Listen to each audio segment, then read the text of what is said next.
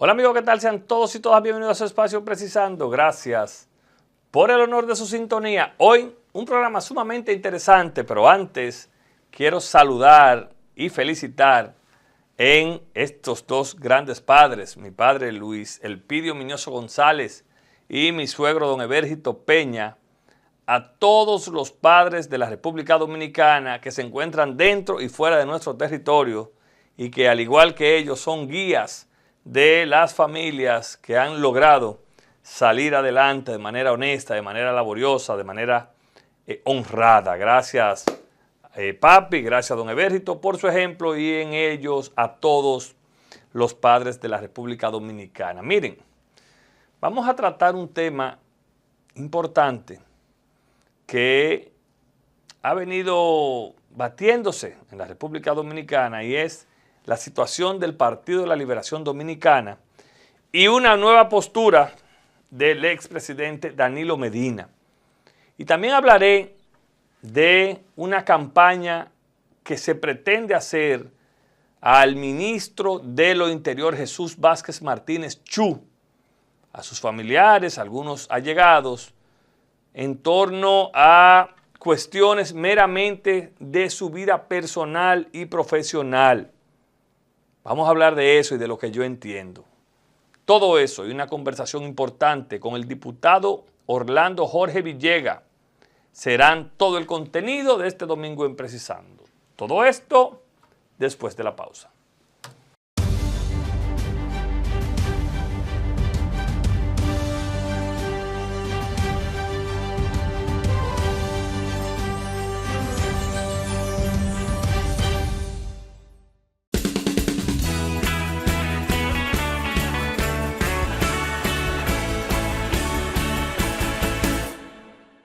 Gracias amigos por continuar con nosotros. Miren,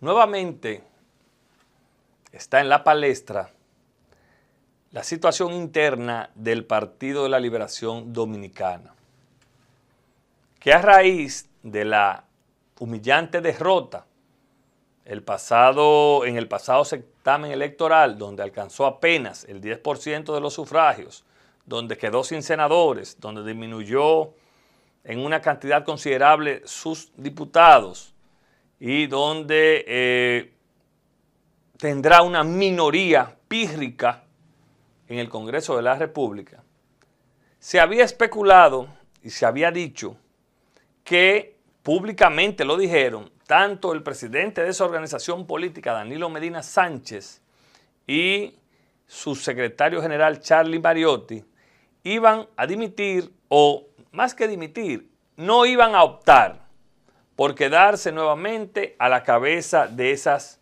secretarías en el caso de Charlie y de la presidencia en el caso de Danilo Medina.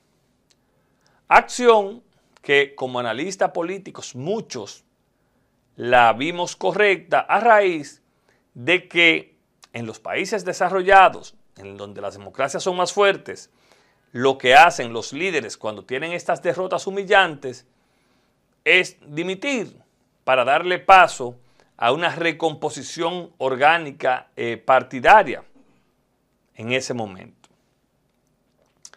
Recuerdo como ahora que Charlie Mariotti dio una rueda de prensa posterior a la primera reunión o la segunda del comité político luego de la derrota y dijo que se había tomado esa decisión. Luego, un grupo de miembros del comité político, encabezados por Carlos Amarante Baret, por Domingo Contreras y otros, públicamente saludaron la decisión de Danilo Medina e impulsaron a que otros liderazgos se inscriban o se apuntaran para buscar la renovación de ese partido político. Pero resulta, y esto es una acción recurrente del expresidente Danilo Medina, que aparentemente Danilo Medina ha decidido por petición de 25 o 35 miembros del comité político permanecer en la presidencia de esa organización. Y yo no tengo nada en lo personal contra Danilo Medina. Yo creo que Danilo Medina, dentro del desastre que hizo en algunas cosas, hizo aportes a la democracia y al desarrollo dominicano. Hay que decirlo. Ahora, yo creo que Danilo Medina no se ha dado cuenta que su ciclo como político, al igual que otros, porque yo puedo decir lo mismo del expresidente Leonel Fernández, que está habilitado, Danilo no, que su ciclo político no es que pasó, pero ya está entrando en una decadencia, y eso hay que saberlo leer entre líneas. Pero más que el ciclo político de Danilo Medina, lo que llama la atención es que nueva vez Danilo Medina incumple con una postura que había tenido antes públicamente. La tuvo con el tiburón podrido, la tuvo después con la reforma constitucional, bueno, y la tiene ahora. Y yo me pregunto, ¿cuál es la motivación, cuál es el ejemplo que está dando Danilo Medina y su gente a los que pretenden dentro de ese partido político subir escaños? Porque a todo esto, y como si fuera poco, parece que lo de Danilo Medina es una jugada estratégica para parar las intenciones del exministro de Turismo Francisco Javier García de buscar la nominación presidencial por esa organización política. Fíjense hasta qué punto podemos buscar muchísimas aristas dentro del PLD. Pero el principal escollo que tiene ese partido político hoy en día se llama Danilo Medina y una serie de miembros del comité político que no le permiten apertura a los jóvenes. Y yo lo he dicho hasta la saciedad. A usted le puede gustar o no el PRM, el gobierno del presidente Abinader, pero para muestra un botón. Dio apertura a los jóvenes. ¿Y cuáles son los funcionarios más eficientes de esta gestión? En su gran mayoría, los jóvenes. Los de menor edad. Entonces, yo no sé, honestamente, con qué cara es que el PLD le dice a esta sociedad que en ese partido habrá una renovación. Yo puedo estar de acuerdo o no con José Dantes, pero José Dantes es renovación dentro de esa organización política. Yo puedo estar de acuerdo o no con mi amigo Juan Ariel Jiménez, que para mí es brillante, pero es renovación dentro de esa organización política, y otros. Porque no es que lo viejo se desestime todo. Ahora, caramba, si usted como presidente de ese partido perdió con un 10%, se quedó sin senadores, se quedó con pocos diputados, sacó poco alcalde, usted fracasó en la presidencia de ese partido. Usted fracasó en la Secretaría General de ese partido. Y esto no es personal. Esto es políticamente analizado y los resultados están ahí. Pero si usted fracasó cuando fue presidente de la República y no logró que su candidato ganara las elecciones, usted fracasó dentro de ese partido político que sin lugar a dudas hoy está minimizado gracias a Leonel Fernández y a Danilo Medina por sus rencillas internas. Pero ya hoy cada uno está por su lado. Y lo que vemos es que no habrá posibilidad en el PLD para jóvenes poder desarrollarse. Eso yo estoy claro. Porque mientras Danilo aspire, hay una serie de gente que entiende que ese partido no puede estar en manos de nadie. Igual pasa en la fuerza del pueblo, y lo he dicho. Leonel tiene que entender que él debe pasar a otro punto. Si Leonel se pone y agarra ese partido y empieza a ser presidente de la Fuerza del Pueblo y olvidarse de candidatura porque lo quiere un grupo de gente que está al lado de él, sin darse cuenta que esto generacionalmente cambió, yo les aseguro a ustedes que la Fuerza hubiese tenido mejor desempeño. No a nivel presidencial, pero sí a nivel congresual.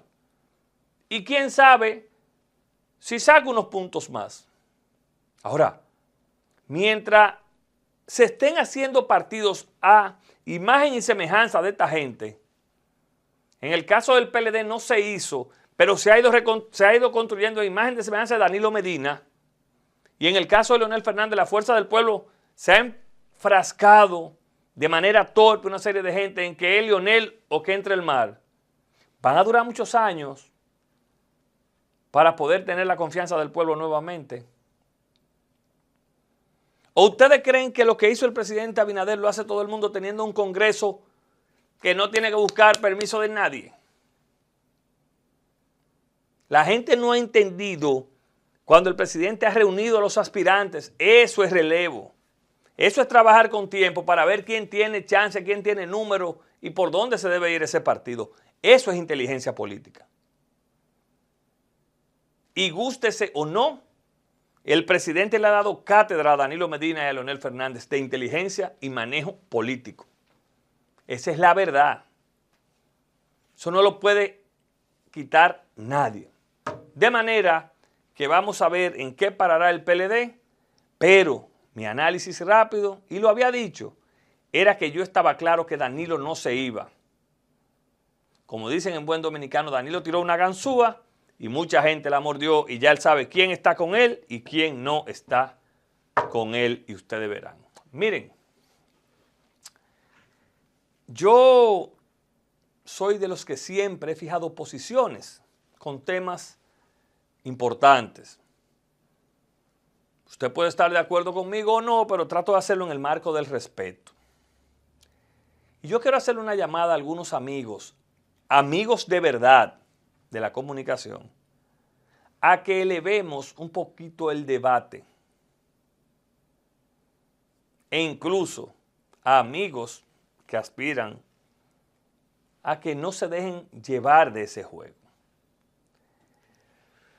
A mí me ha dado vergüenza ajena cómo aquí se ha querido enfocar unos préstamos que tiene desde hace muchos años en diferentes gestiones y que ha cumplido el ministro de Interior y Policía, Chu Vázquez. Préstamos para el desarrollo agropecuario, como lo tienen miles y miles de empresarios agropecuarios en la República Dominicana. Y es un abuso inmenso pretender que Chu vaya a dar una explicación por un préstamo que él está pagando y que cogió en esta, en aquella y en todas las gestiones, porque eso es lo que hacen los empresarios agropecuarios en la República Dominicana. Acuden al Banco Agrícola, cogen su préstamo y lo pagan y vuelven y reenganchan. Entonces, esos amigos comunicadores debieron ser más responsables y decir, pero Chu ha pagado todos los préstamos que ha tomado. Que tomó 2 con el gobierno de Danilo, 2 con Leonel, 1 con Guzmán. Óigame, ¿desde cuándo? Para invertir en su provincia natal, como lo hacen otros cientos y cientos de productores agropecuarios, y qué bueno que el Banco Agrícola tenga dinero para eso.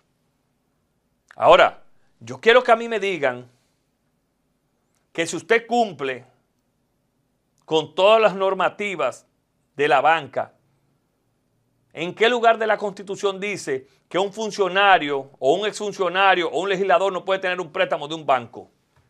En este caso, del Bagrícola. Eso es una bajeza, enfocar o pretender desmeritar una buena gestión como la que ha hecho el amigo Chu Vázquez por pretender políticamente sacar provecho porque este cuenta con empréstitos en diferentes bancos. Pero en el caso del Banco Agrícola, ellos entienden que a Chu le regalaron ese dinero. Y Chu, yo investigué, no de ahora, ha pagado religiosamente todos los préstamos que ha tomado al Banco Agrícola, que son como 8.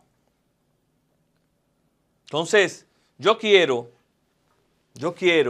que hagamos un ejercicio de comunicación responsable y con altura. Porque ahora todo el mundo es comunicador. Todo el que pueda pagar un espacio es comunicador. Las redes te dan una apertura para tú ser comunicador. Y agarrar tú y desbaratar morales y decir que fulano es un ladrón, eso aquí no tiene ninguna consecuencia. Pues yo hoy, como lo hice cuando Danilo Medina y su gobierno pretendieron enlodar a Chu Vázquez con el caso Odebrecht, salgo en defensa de Jesús Vázquez Martínez Chu. Y para que no nos confundamos, lo único que me une con Chu es una amistad deferente de él hacia mí y de mí hacia él, más nada. Aquí usted no va a ver un anuncio de industria de interior y policía, nada de eso, porque yo no actúo así. Ahora, debemos elevar el debate, porque si a eso vamos, aquí la mayoría de funcionarios tienen que acudir a coger préstamos porque si hacen su trabajo serio y no van a robar, tienen que hacerlo. Y qué bueno que un hombre que ha manejado miles de millones de pesos tiene que acudir a una entidad que se dedica a prestar, no a regalar, para la producción nacional sin mirar banderías políticas. Porque yo no voy a decir que es ahora que nada más se le presta a todo el mundo. No, el Banco Agrícola siempre ha dado soporte a la producción nacional. Y por eso cité, porque investigué, que no es de ahora que Chu Vázquez tiene préstamo en el Banco Agrícola. Porque si él vive de la agropecuaria, tiene que tener préstamo en el Banco Agrícola. No lo va a tener en el Banco X. De manera que yo invito a que subamos un poquito el debate y este tipo de disparates no lo pretendamos maximizar simple y llanamente por ganar like, ganar view y ganar el favor, quién sabe, de quién. Señores, no se vayan, que ya está con nosotros Orlando Jorge Villegas, diputado del Distrito Nacional por el PRM. Con Orlando vamos a hablar temas nacionales, pero también un análisis importante de lo que está sucediendo hoy en día en la política mundial. Todo esto después de la pausa.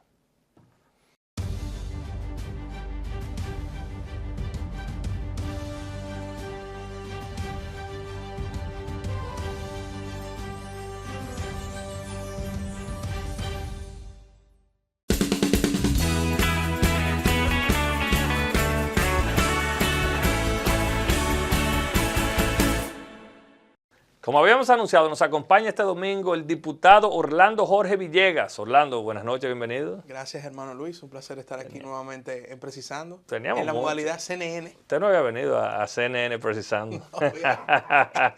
No había tenido la oportunidad bajo esta nueva modalidad, pero la verdad que te felicito por siempre innovar. Hermano. ¿Cómo está todo, Orlando? ¿Terminas tu periodo congresual? Cuéntanos un poquito de esa experiencia. Bueno, precisamente esta semana concluyó la legislatura, la segunda legislatura ordinaria, la primera legislatura ordinaria de este año y en mi caso mi última legislatura de este cuatrenio. Ha sido una experiencia muy enriquecedora, llena de retos, a la vez de realidades, porque el Congreso se nutre de realidades. Y uno, ¿Qué realidades, perdóname, que uno lo ve después que llega allí? Que quizás tú lo veías de fuera y tú decías, pero... Uno llegó allá hace 4 años precisamente pensando en que quizás las facilidades para aprobar proyectos, para lograr ciertas cosas consensuar allá, cosas, iban a ser más fáciles que lo que la realidad realmente te impone. El Congreso, como tú bien dices, hay que consensuar, hay que esperar, hay que tener paciencia. Son detalles que no se ven desde fuera. Desde adentro uno aprende mucho a lidiar con la burocracia congresual, que era honestamente, Luis, que fue o ha sido el gran, lo que me llevo que creo que se puede mejorar realmente del quehacer congresual, eficientizar los procesos. Pero me voy con un proyecto de ley aprobado. Sí, pero uno, como tú dices, de varias que tenía. Entonces, a veces uno dice, creo que te pasó a ti, de fuera, pero si tenemos mayoría es una cosa más fácil. ¿Cómo es esa dinámica? Mira, eso es muy interesante, porque precisamente cuando nosotros llegamos, en mi caso, que como tú bien dices, llevé una carpeta de varios proyectos, claro, todos depositados, alrededor de 10 a 12 proyectos de ley depositados. Que fue tu oferta electoral. Fue mi oferta electoral, fuera de resoluciones, aquí estamos hablando de proyectos de ley. Uno decía, bueno, vamos a tener mayoría en el Congreso, son proyectos es más fácil, que aportan al país. son proyectos transversales a todo el país, no son proyectos particulares necesariamente de una demarcación, sino que aportan a todo el país. Uno va a tener quizás el consenso necesario y la mayoría para lograrlo. Sin embargo, tengo que decirte que, y ojalá que quien vaya a ser diputado ahora, quien aspire en un momento lo entienda, cuando tú legislas bajo una mayoría y eres parte de esa mayoría, hay que sacrificar sus propios proyectos por la colectividad, en este caso, proyectos vinculados a nuestro gobierno, que es de nuestra organización política, proyectos vinculados a la organización política, y muchas veces nosotros teníamos que deponer de quizás una coyuntura favorable a un proyecto para aprobar alguna legislación vinculada al gobierno. Porque déjame decirte otra cosa que aprendí en el Congreso. Sin el poder legislativo, evidentemente, un gobierno no puede, valga la redundancia, gobernar.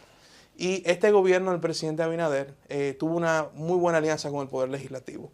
La gran mayoría de las iniciativas que han transformado en estos 4 años la República Dominicana, que han iniciado una transformación, pues han emanado en el poder Pero incluso con legisladores de la oposición, yo creo que hubo buena química con muchos proyectos. Ahí tengo que decirte que el presidente de la Cámara de Diputados, Alfredo Pacheco, que es un consensuador Phil Jackson, le digo yo.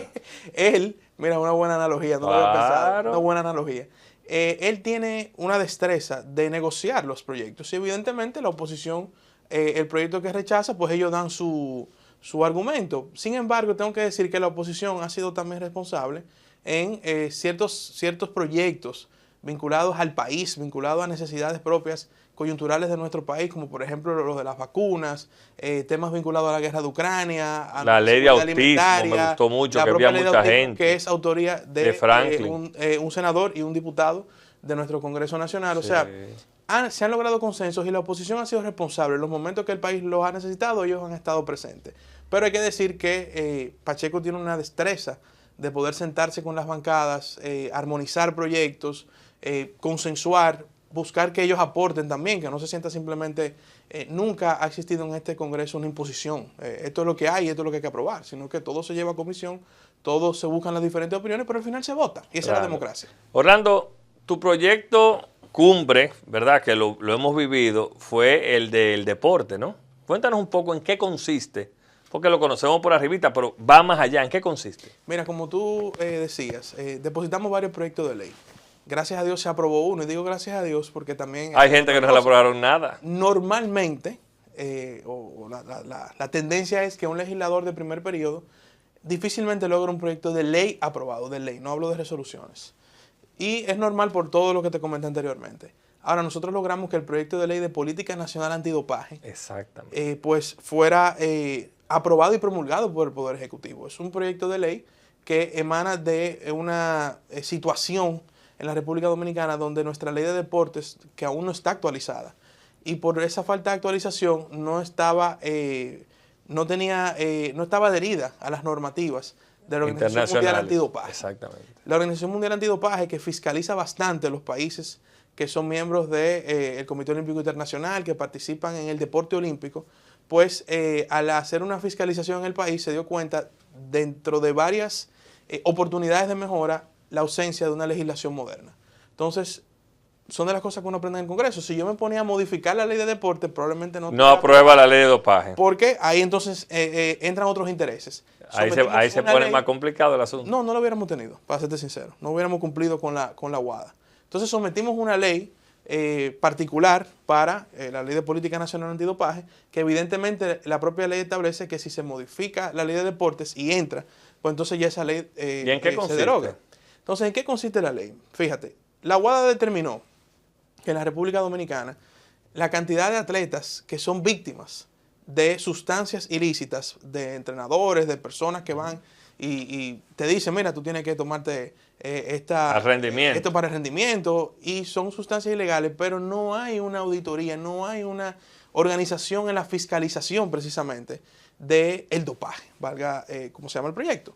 Entonces, el proyecto de ley primero establece una oficina o una agencia, mejor dicho, la Agencia Nacional de Antidopaje, porque había una oficina. Ahora, al subir de nivel, pues tiene un presupuesto designado por el Ministerio de Deportes, no es un presupuesto muy grande, creo que son $100,000 al año. ¿Y quién lo designa? El Ministerio de Deportes es el responsable, y con ese presupuesto se pueden ejecutar las auditorías que la WADA exige para que para cumplir con cumplir con sus requisitos de fiscalización de los atletas, los entrenadores y demás actores involucrados. Solo atletas que estén En federados. el deporte olímpico. En el deporte olímpico. Federados, exacto. Bueno, que no necesariamente federados, pero... bueno, en su mayoría los olímpicos son federados. Sí, son federados, correcto, pero es específicamente para los atletas que compiten en el deporte olímpico. O sea, esto no aplica, por ejemplo, a los prospectos de béisbol que van a entrar en grandes ligas. Yo creía que tenía esa... No. Eso tiene, digamos, otra... Eso es Major League que lo Exacto, ellos tienen su propio ya reglamento establecido, pero esto es para el deporte olímpico específicamente. ¿Se han hecho ya, se han empezado esas auditorías? ¿Ha salido algo? Bueno, muy importante, mira. Primero, logramos el proyecto de ley, porque si no se lograba, Luis, al 4 de agosto del 2023... Podríamos tener una sanción, ¿no? Íbamos a tener sanciones. Entonces, por ejemplo, nuestra delegación que está ahora en los Juegos Olímpicos, que también comenzaron ahora... Ya está auditada. No solo que está auditada, que si esa ley no se hubiese aprobado, esa delegación no hubiese tenido el apoyo que tuvo para ir y no hubiésemos podido ni siquiera figurar nuestros símbolos patrios. Wow. Íbamos a tener sanciones como las que tuvo Rusia durante un tiempo, que ellos iban bajo el nombre del Comité Olímpico Ruso. No podían usar los símbolos patrios de Rusia. Pero fue por aquella suspensión de la selección completa casi. Completa, ¿verdad? Por vínculos a sustancias ilícitas. O sea, violaron las políticas de dopaje de la WADA. No íbamos a poder ser sede de eventos de categoría olímpica. Por ejemplo, los centroamericanos no lo vamos a poder hacer en República Dominicana. Y lo peor era que íbamos a caer en una lista negra, que yo le llamo una especie de Interpol, del deporte olímpico. Y todo eso tú, Orlando, lo estudiaste antes te empapaste, ¿te acompañó algún equipo del Comité Olímpico Dominicano? Mira, lo más bonito de ese proyecto de ley fue que se logró un consenso en un tiempo récord, porque primero se entendió la necesidad, la entendió el presidente de la República, los actores del sector privado, como por ejemplo Creso, la Fundación Creso. Que son los mayores inversionistas en los atletas quienes olímpicos. más apoyan a los atletas olímpicos, se involucraron, nos dieron apoyo técnico en armar este proyecto de ley. Yo quiero resaltar también al Comité Olímpico Dominicano, y así otros actores entendieron, el propio Ministerio de Deporte entendió la importancia de este proyecto, entendió que teníamos una fecha límite y esta gente no negocian, de que no, dame 2 días, dame 3 días. Bueno, pregúntale a Rusia, que era una potencia. Bueno, ahí tú ves el ejemplo, o sea, Rusia, que es Rusia, una potencia, fue sancionada. Entonces nosotros con ese proyecto de ley, no solamente que actualizamos nuestra legislación en materia de dopaje deportivo, sino que también le evitamos al país una vergüenza, un problema. Hemos tenido ya casos detectados en esas auditorías. Bueno, entonces precisamente al aprobarse la ley, promulgarse la ley, se crea la agencia. Esos son designaciones de la propia WADA que establece quién debe funcionar. En este momento se está terminando el reglamento de aplicación para que entonces entre en funcionamiento ya la ley. Como buen padre, todo el mundo le da seguimiento a su hijo. ¿Cómo usted va a hacer ahora después que salga del Congreso con esa ley? ¿Le dará seguimiento? ¿Te quedarás involucrado? No, claro. Le estoy dando seguimiento, de hecho, a través del propio Creso, de los actores involucrados. Y yo entiendo que ya en lo que queda de año, porque fíjate que estamos en los Juegos Olímpicos, pero vienen otra serie de competencias internacionales y olímpicas. Y ya la precalificaciones y demás. Debe de estar en funcionamiento. Entonces, y sobre todo por los centroamericanos que vienen ya en 1 año y medio. Entonces, le vamos a dar seguimiento, vamos a velar por su cumplimiento. Como te digo, no es algo complejo, es simplemente actualizar. Claro, actualizar implica un estudio jurídico, técnico, que fue lo que hicimos, pero yo creo que el primer paso, el más importante, es que logramos el consenso y que fuera ley. Orlando, en la vida uno vive momentos agradables, momentos desagradables. Yo quiero que tú me digas tus 2 momentos, el más agradable como diputado, en la Cámara, en tu ejercicio, y el más desagradable. Bueno, el más agradable definitivamente fue cuando se aprobó ese proyecto de ley, porque cuando la gente tiene que entender, tú bien decías el término de un padre y un hijo, es como un niño que tú tienes. O sea, tu proyecto es un niño, un bebé. Tú lo ves creciendo, tú lo vas desarrollando, y cuando tú logras que te aprueben un proyecto en ambas cámaras, uno siente un alivio, sobre todo, Luis, porque se ha querido desmeritar la figura del legislador. Claro. Entonces, cuando es muy frustrante cuando tú oyes que una gente dice, pero los diputados no trabajan, los diputados no le dan seguimiento, son unos vagos. Tú ves que un trabajo que tú comenzaste, lo desarrollaste, fuiste a comisión, lo peleaste, la gente no sabe lo que es una comisión a trabajar un proyecto. Buscaste el consenso, lograste que a pesar de que 2 o 3 quizás se pararan y tuvieran en contra, pero lograste la mayoría. Ese para mí fue un momento de mucho orgullo y de un alivio en el sentido de que puedo decir que tengo un proyecto de ley aprobado, porque yo creo que los legisladores somos gente de resultados, no de estar ahí por estar, sino que tenemos que dar resultados.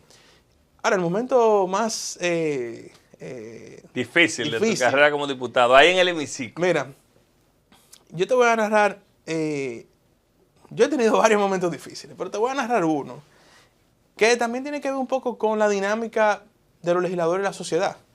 En el año 2021, yo sometí un proyecto de ley que le agregaba el nombre de Jack Veneno al Parque Eugenio María de Hostos, porque ahí se hacía mucho, ahí fui a era muchas luchas. donde Jack Veneno luchaba, era el escenario de su apogeo. Pero yo repito, el proyecto de ley le agregaba el nombre, era Parque Eugenio María de Hostos, Jack Veneno. Memorial Jack Veneno. Claro. Una figura que se usa mucho en países avanzados. Sometí el proyecto de ley, lamentablemente nadie lo entendió, nadie lo leyó y se entendía crean que tú querías cambiar el nombre. que yo quería cambiar el nombre y quitarle el de Eugenio María de Hostos. Ahí salió, recuerdo, hasta la Liga Hostosiana a criticarme. Me criticaron durante 2 semanas, escribieron un editorial incluso en un medio de comunicación que decían que yo cometí un sacrilegio. Ajá. Amigos míos. Sin leer el proyecto. Nadie leyó el proyecto, nadie leyó el proyecto. Ni partidarios ni no partidarios. Nadie leyó el proyecto.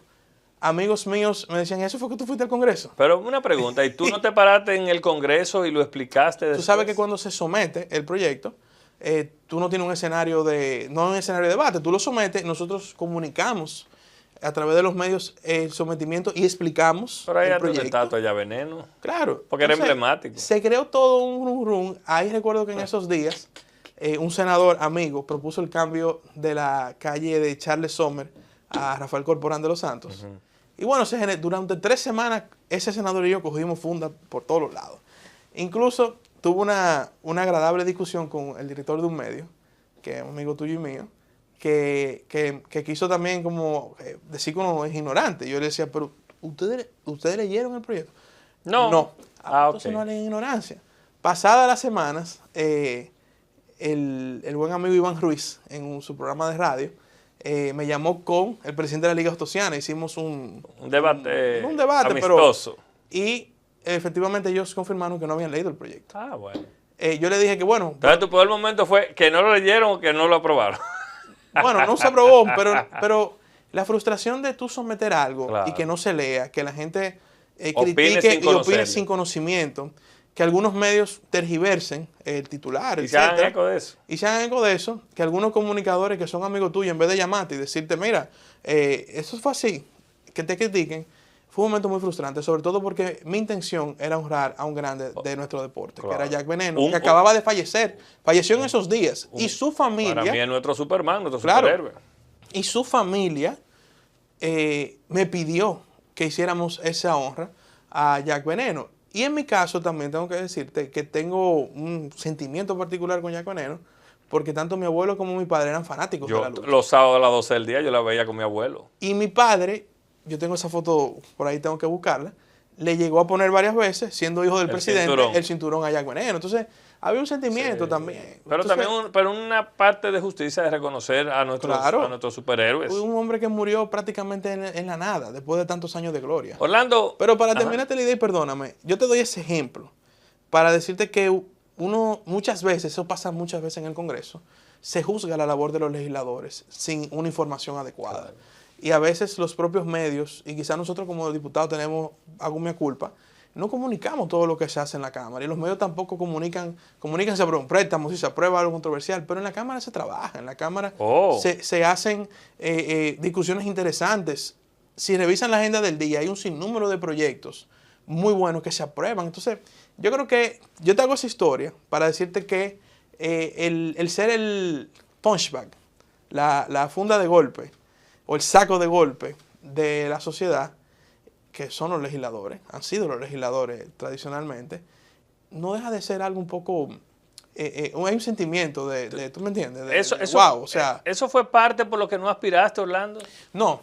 Yo la verdad fue que yo soy una persona de ciclos. ¿Tú habías tomado la decisión de aspirar 4 años? 4 años a diputado. En un primer escenario, y de hecho fue la última vez que estuve aquí en tu espacio, pues vine a hablar de mi proyecto de la alcaldía.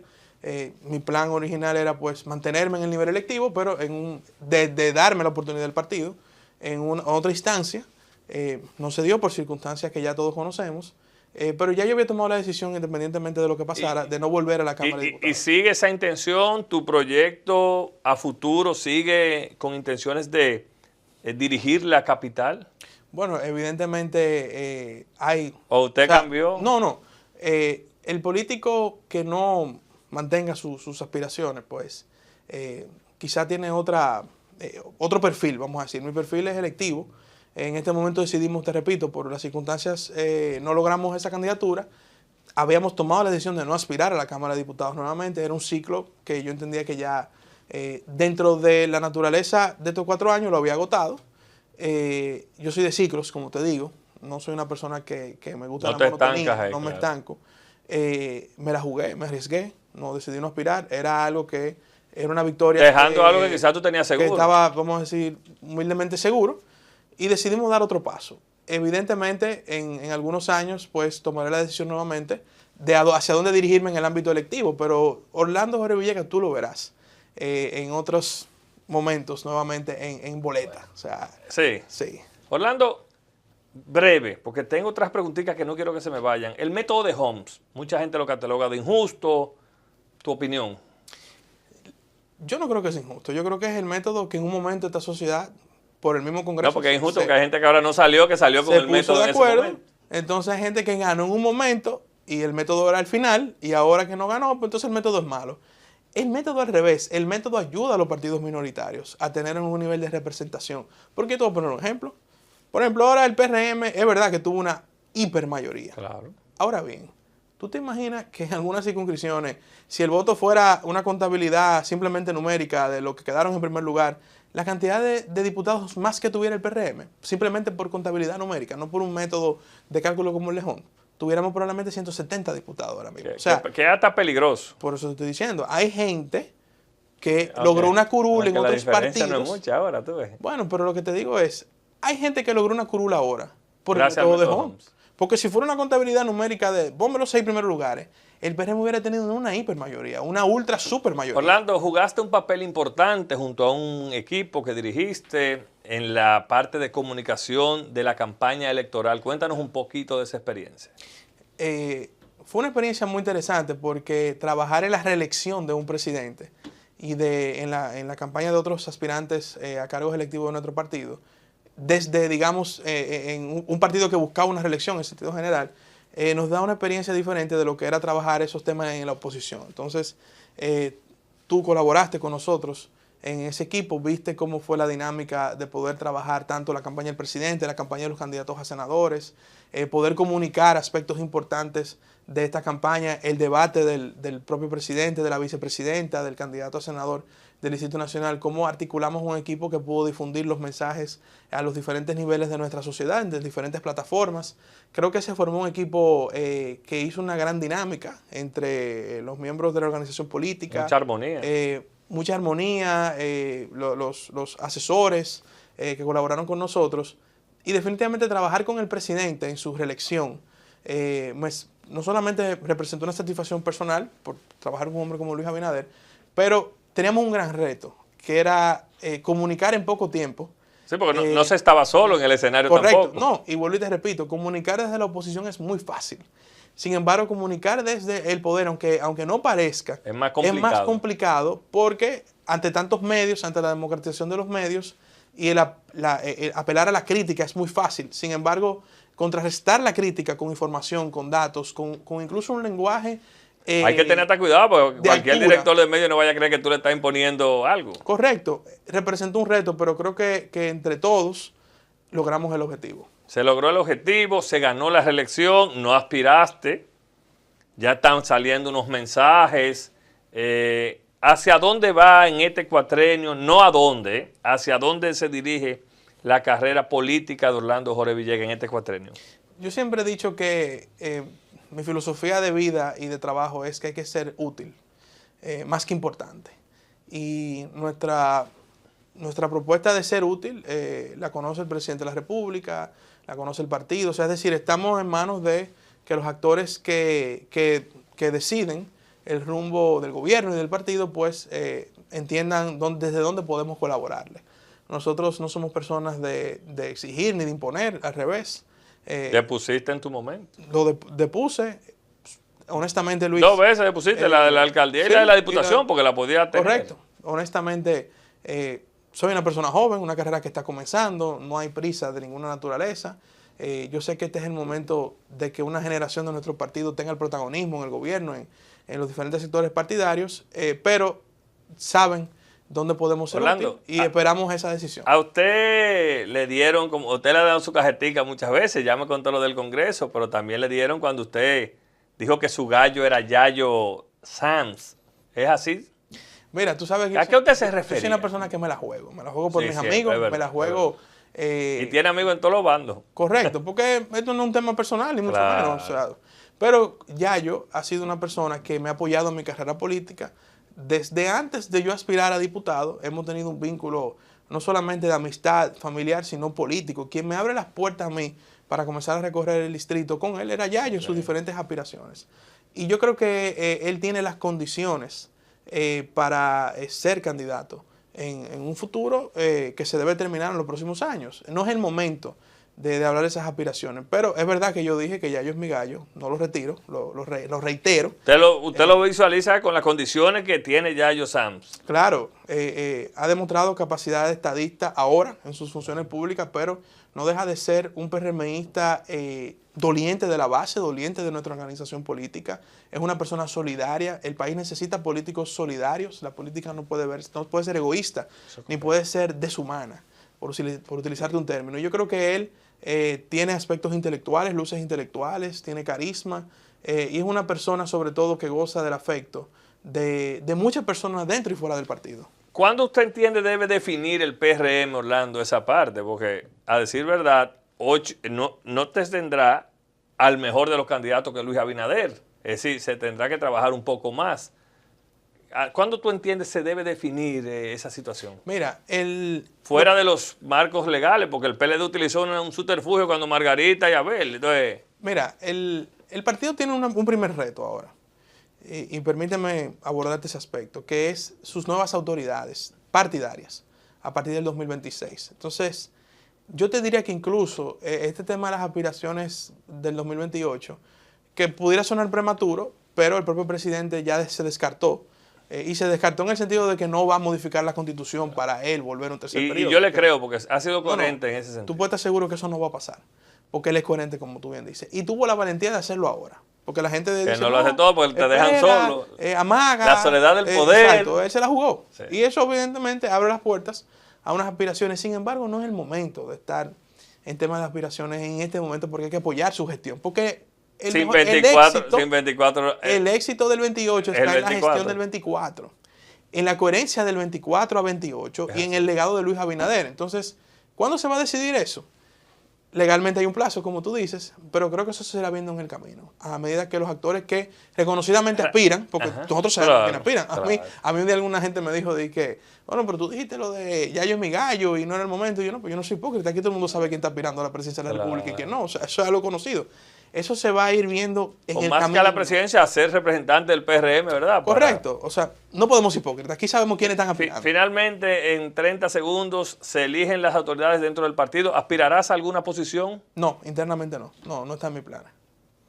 ¿Te quedas fuera de las autoridades? Sí.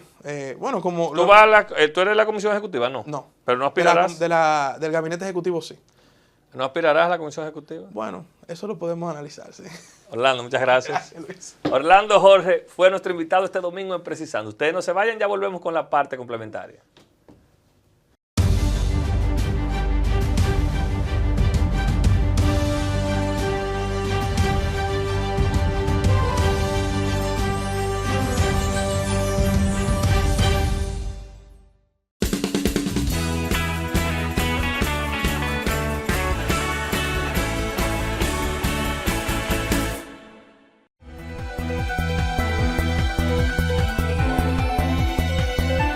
El indicador mensual de actividades económicas en República Dominicana registró una expansión de 6.2% durante el mes de junio del presente año, respecto al mismo mes del año anterior, cuando acumuló un crecimiento promedio interanual de 5.1% en el primer semestre de 2024, según datos divulgados por el Banco Central de República Dominicana.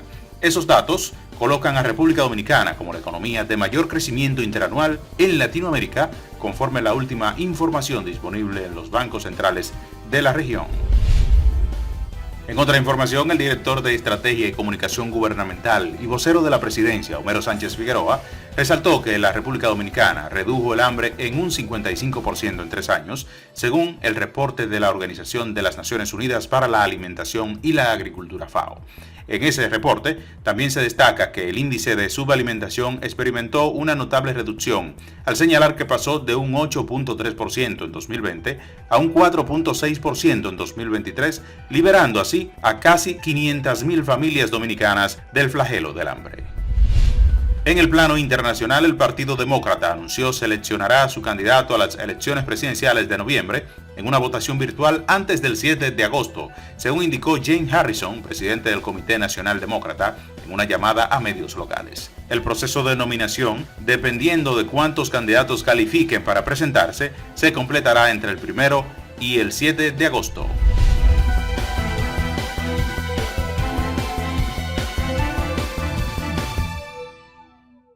Gracias, como de costumbre, a nuestro equipo de prensa por ese importante resumen de noticias nacionales e internacionales. Si ustedes no tenemos tiempo para más este domingo en Precisando, descansen.